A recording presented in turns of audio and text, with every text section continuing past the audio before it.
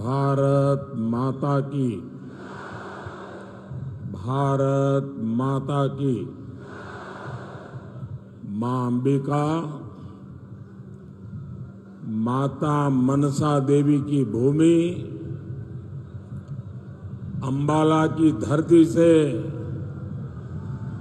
पूरे हरियाणा को राम राम।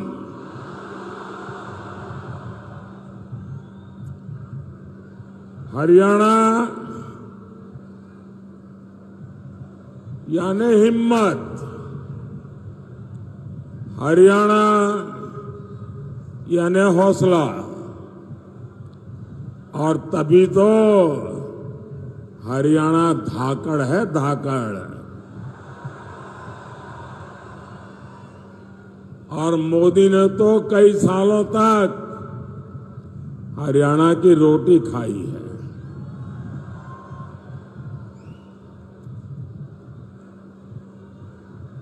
और हरियाणा की तरह ही मोदी ने 10 साल तक सरकार भी धाकड़ चलाई है।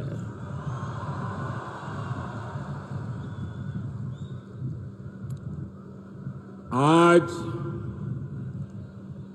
अंबाला के आसमान में राफेल के विमान जब उड़ते हैं तो आपको गर्व होता है कि नहीं होता है? गर्व होता है कि नहीं होता है?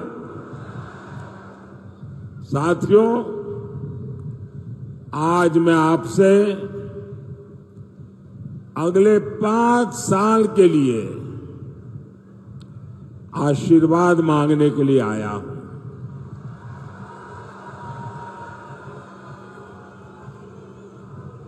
आप इतनी बड़ी संख्या में यहां आए,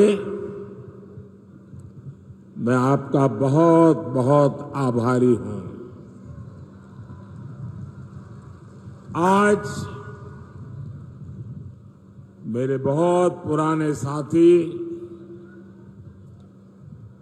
संगठन में भी काम किया, सरकार में भी काम किया, हमारे रतनलाल जी कटारिया जी की बरसी है। मैं उन्हें भी अपनी श्रद्धांजलि देता हूं। भाइयों और बहनों, 4 जून में अब सिर्फ 17 दिन बचे हैं। 4 चरणों के चुनाव में कांग्रेस और इंडी गठबंधन, ये उनके सारे साथी, सारे दल 4 चरण में चारों खाने चित्त हो चुके हैं।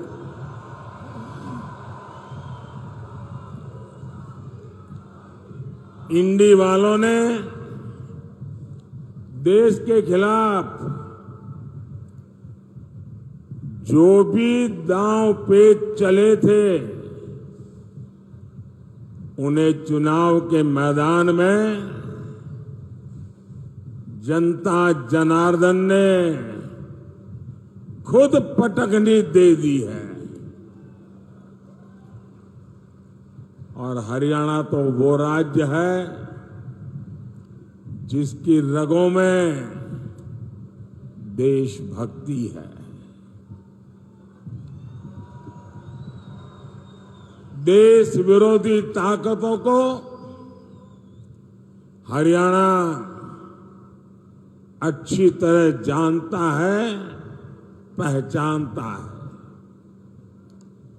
और इसलिए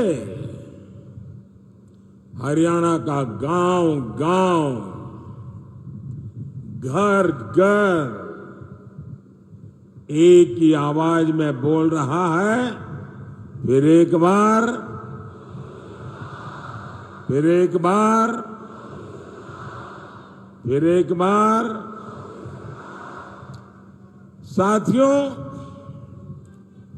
जब देश में एक धाकड़ सरकार होती है तो दुश्मन भी कुछ करने से पहले 100 बार सोचता है।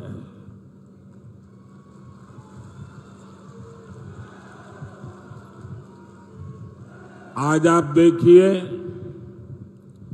जो पाकिस्तान 70 सालों से भारत को परेशान कर रहा था, जिसके हाथ में बम का गोला रहता था, आज उसके हाथ में भीख का कटोरा है।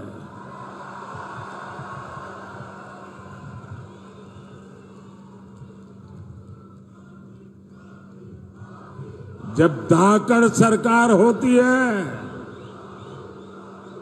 तो ऐसे ही दुश्मन कांपता है।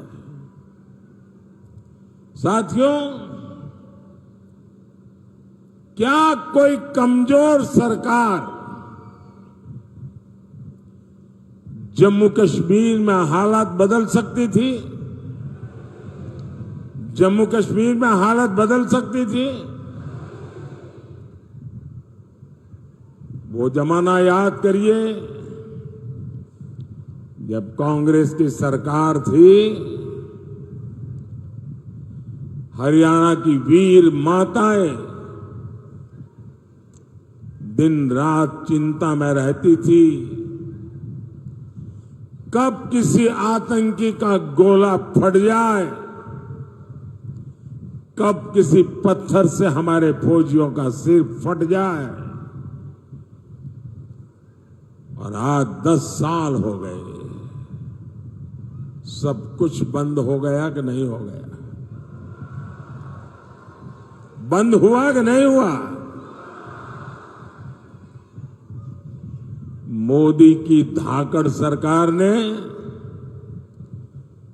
370 की दीवार गिराई और कश्मीर विकास के रास्ते पर चल पड़ा है।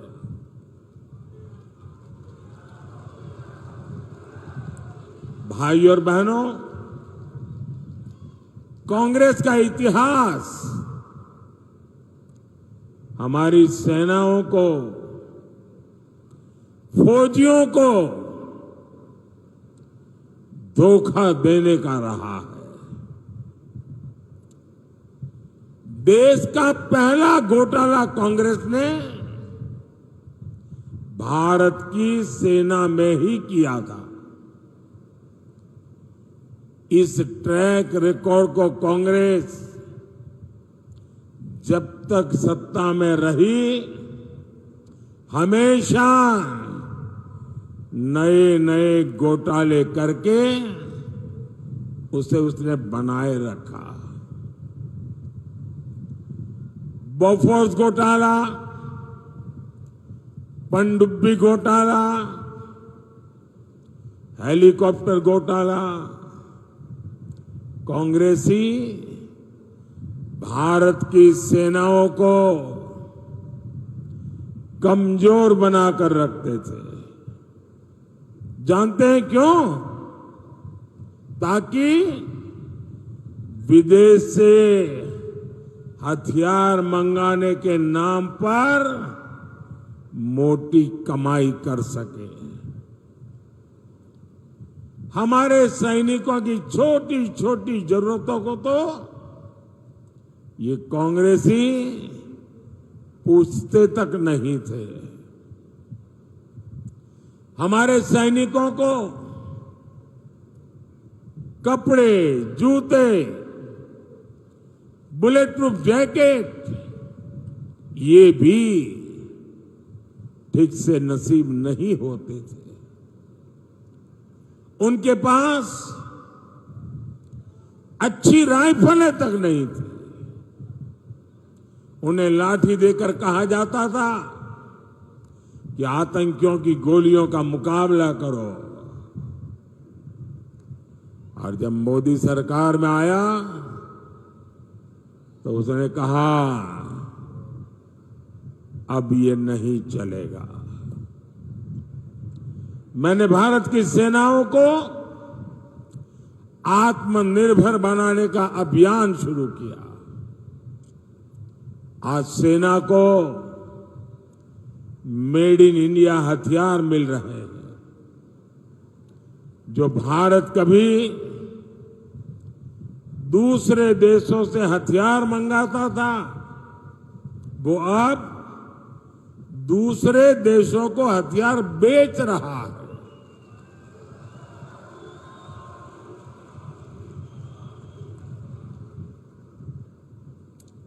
साथियों, कांग्रेस ने हमारे पूर्व सैनिकों के साथ भी विश्वासघात किया। 4 दशक तक कांग्रेस पूर्व सैनिकों को 1 रैंक 1 पेंशन के लिए तरसाती रही।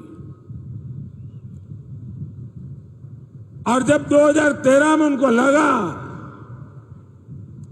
कि मोदी एक बहुत बड़ी चुनौती बन गया है, तो उन्होंने जाते जाते 1 रैंक 1 पेंशन के लिए 500 करोड़ रुपए का बजट में प्रावधान किया। और वो 500 करोड़ का कागज लेकर के इस शहजादे हरियाणा में पूर्व सैनिकों के सम्मेलन करते थे, पंजाब में जाते थे, हिमाचल में जाते थे और भ्रम फैलाने का काम करते थे कि देखिए हमने वो आरोपी कर दिया, 1 रैंक 1 पेंशन कर दिया। इनकी झूठ बोलने की इतनी हिम्मत है, इनकी झूठ बोलने की इतनी आदत है, बड़े बड़े पत्रकार भी भ्रम में रहते हैं। ऐसा शानदार झूठ बोलते हैं लोग। भाइयों बहनों, जब आपने मुझे सेवा का अवसर दिया, मोदी ने डंके की चोट पर 1 रैंक 1 पेंशन का वायदा पूरा किया।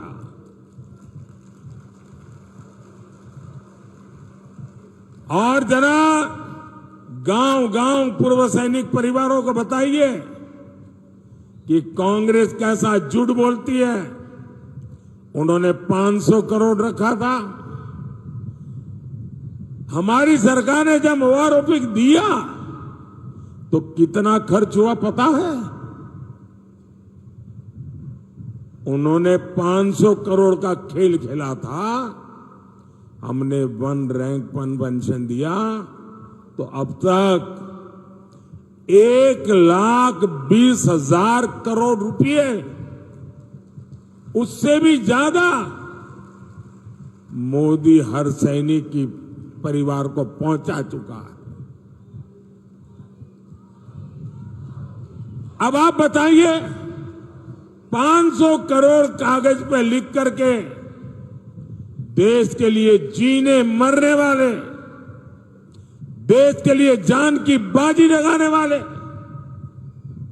और हरियाणा कुरुक्षेत्र की धरती जहां सत्य विजयी होता है, उस धरती पर पूर्व सैनिकों के सामने झूठ बोलने का पाप किया था।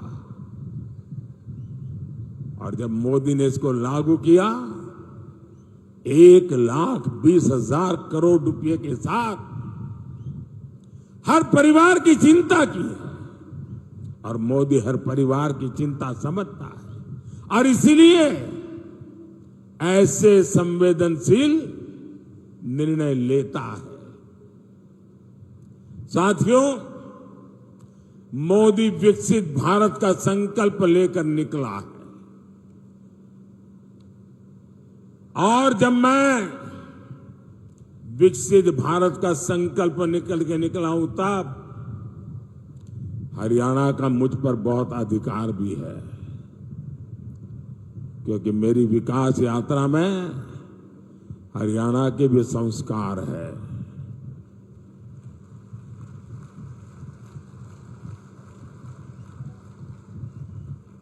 मैं आज आपको गारंटी देता हूं, आपका सपना ही मेरा संकल्प है।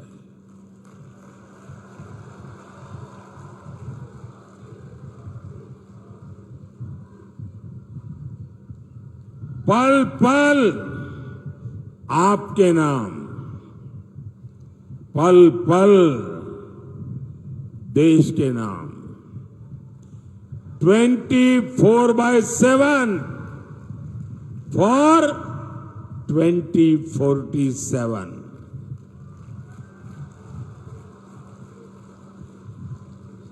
भाइयों बहनों,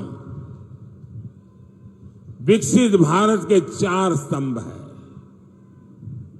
गरीब, युवा, महिला और किसान। मोदी इन 4 स्तंभों को ऐसी मजबूती देना चाहता है ताकि मेरा देश मजबूत हो, मेरा हिंदुस्तान मजबूत हो। किसानों का कल्याण मोदी की प्राथमिकता है। 2014 से पहले के 10 साल में कांग्रेस की सरकार ने देश के किसानों से सिर्फ, और ये भी मेरा एक काम करेंगे, जरा मैं आपको पूछता हूं, मेरा एक काम करेंगे? जरा हाथ ऊपर करके बताइए, करेंगे? कि मैं जो आंकड़ा बोलता हूं याद रखेंगे? किसानों को जाके बताएंगे? धीरे धीरे हाथ नीचे हो रहा है, बताएंगे? कांग्रेस के जमाने में सिर्फ 7.5 लाख करोड़ रुपए का अनाज एमएसपी पर खरीदा गया था, कांग्रेस के जमाने में। 10 साल में कितना? 7.5 लाख करोड़ का एमएसपी पर अनाज खरीदा गया था। ये किसानों के नाम पर राजनीति करते हैं ना। 10 साल में 7.5 लाख करोड़। और मोदी ने क्या किया? 10 साल में 20 लाख करोड़ रुपए का एमएसपी में हमने किसानों से अनाज खरीदा, यानी 3 गुना अनाज एमएसपी पर खरीदा गया है। और पहले तो पैसा मिलने में भी कई महीने लगते थे, अब पैसा सीधे किसान के नाम पर बैंक के खाते में जमा हो जाता है। साथियों, कांग्रेस ने गन्ना किसानों को सिर्फ और सिर्फ धोखा दिया है। आज गन्ने का एफआरपी करीब 350 रुपये क्विंटल है, जबकि कांग्रेस की सरकार करीब 210 रुपये प्रति क्विंटल देती थी। ये आंकड़े याद रखना, मुंह तोड़ जवाब देना है झूठ बोलने वालों को। 2014 में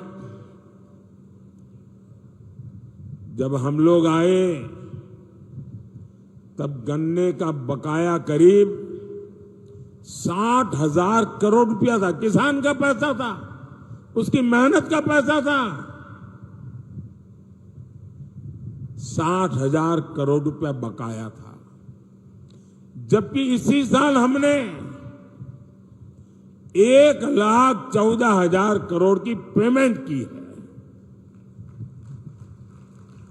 यहां अंबाला, करनाल और कुरुक्षेत्र के किसानों को पीएम किसान सम्मान निधि के भी, मैं सिर्फ इसी इलाके का बोल रहा हूं, इसी एक इलाके में 650 करोड़ रुपए से ज्यादा किसानों के खाते में ट्रांसफर किए गए। साथियों, आज दुनिया के सामने भारत सुपर फूड लेकर के गया है। न्यूट्रिशन की दुनिया में दुनिया को बहुत कुछ देने की ताकत भारत में है और इसलिए ग्लोबली पोषक आहार उसका हब बनाने की हमारे पास ताकत है। यानी जो ज्वार, बाजरा जैसा मोटा अनाज हमारा हरियाणा का किसान उगाता है, उसे मोदी दुनिया तक पहुंचाना चाहता है। और इसलिए हमने सारे देश में एक पहचान बने, इसलिए इस मोटे अनाज को श्री अन्न नाम से पहचान दी है। और हमने पूरे दुनिया के लिए अंतर्राष्ट्रीय मिलेट ईयर मनाया।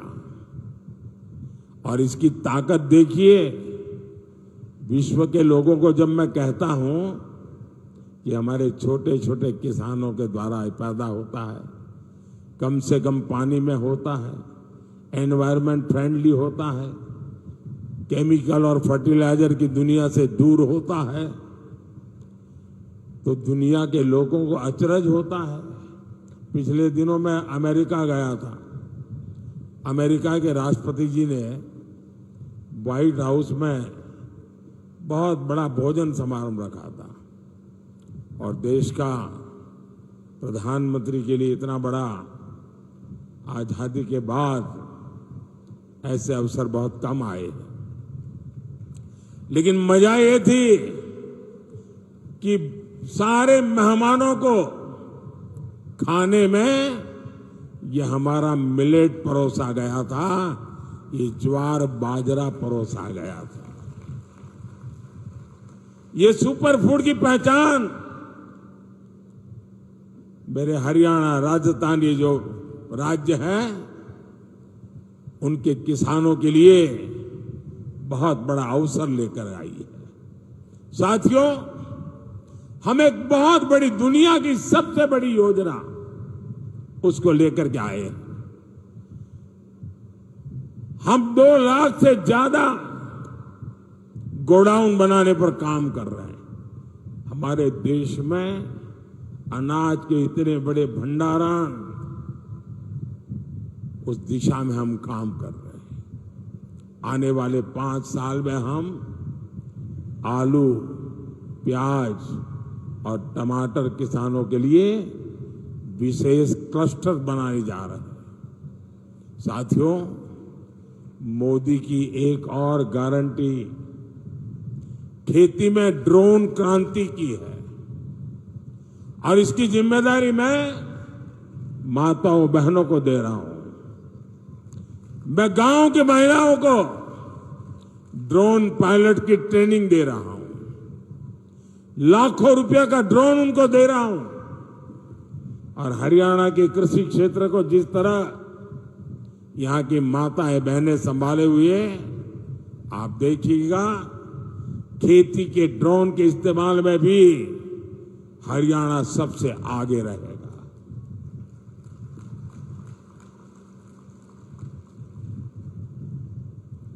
साथियों, खेलों की दुनिया में आज हरियाणा का इतना नाम है, तो उसके पीछे हमारी बेटियों की ताकत है। और मोदी ने बेटियों के लिए सैनिक स्कूलों के भी दरवाजे खोल दिए।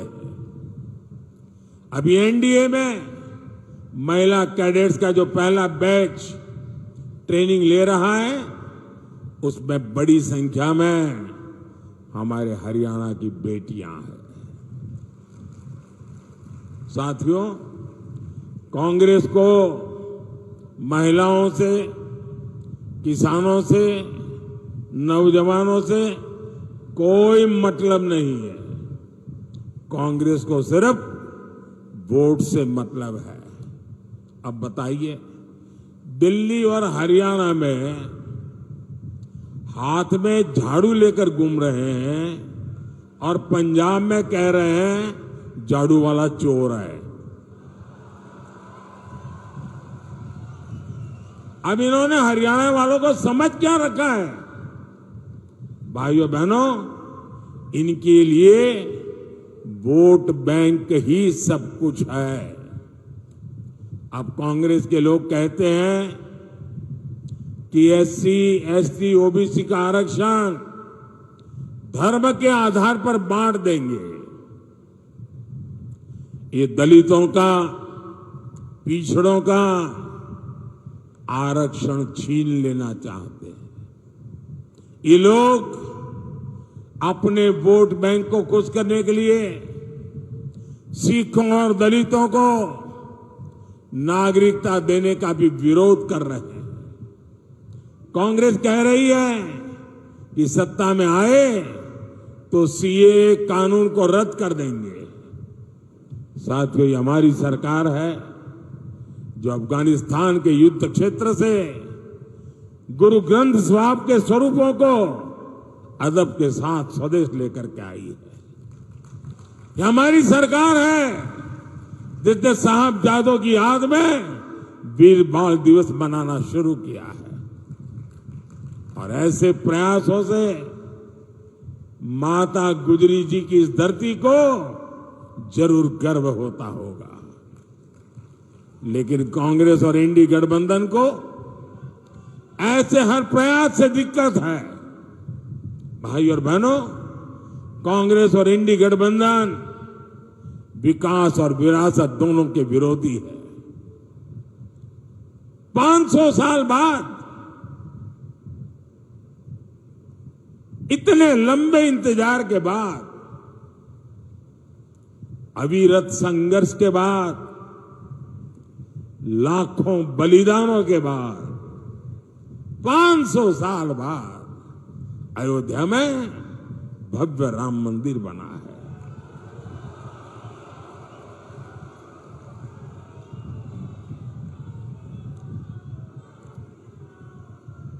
पूरा देश राममय हो चुका। पूरा देश राम मंदिर से इतना खुश है, इतना खुश है, जिसे लोग समझ नहीं पाते हैं। लेकिन कांग्रेस और इंडी गठबंधन के नेता आए दिन मंदिर के लिए अपमानजनक बातें करते हैं।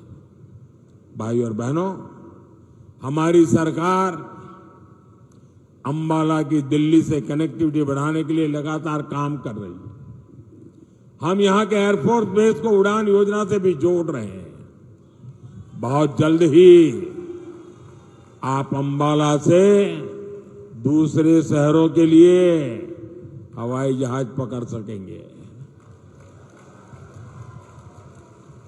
पहले मनोहरलाल जी के दरमियान और हम नायब सिंह जी के नेतृत्व में अंबाला उत्तर भारत का एक बड़ा इंडस्ट्रियल हब बन रहा है।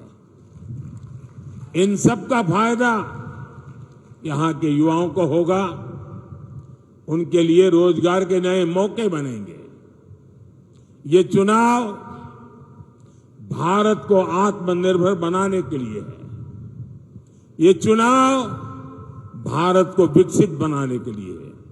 ये चुनाव देश का प्रधानमंत्री कौन हो, किसके हाथों में देश सुपुर्द किया जाए, इसके महत्व वाला चुनाव है। साथियों, 25 मई को आपके यहां चुनाव है और 25 मई को अंबाला से बहन बंटो कटारिया जी हमारी उम्मीदवार है, करनाल से श्री मनोहर लाल जी है और कुरुक्षेत्र से भाई नवीन जिंदल जी। मैं आपसे आशीर्वाद मांगता हूं, भारी वोटों से इनको विजयी बनाइए और इन तीनों को मिला आपका वोट सीधा सीधा मोदी के खाते में जाएगा। और इसलिए ज्यादा से ज्यादा मतदान हो। सुबह 10 बजे से पहले मतदान कैसे बढ़े? पहले मतदान फिर जलपान, ये संकल्प को कैसे घर घर पहुंचाए। ज्यादा से ज्यादा पोलिंग बूथ जीत करके आए और हर परिवार को अपना वोट का अधिकार उपयोग करने के लिए प्रेरित करें। मेरे साथ बोलिए, भारत माता की, भारत माता की। बहुत बहुत धन्यवाद।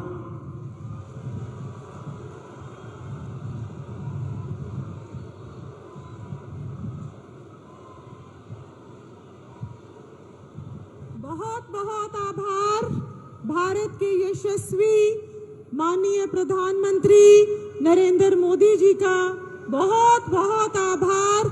जिस तरीके से उन्होंने भारत की महिलाओं के बड़े भाई के रूप में, संरक्षक के रूप में काम किया, उसके लिए माननीय मोदी जी का बहुत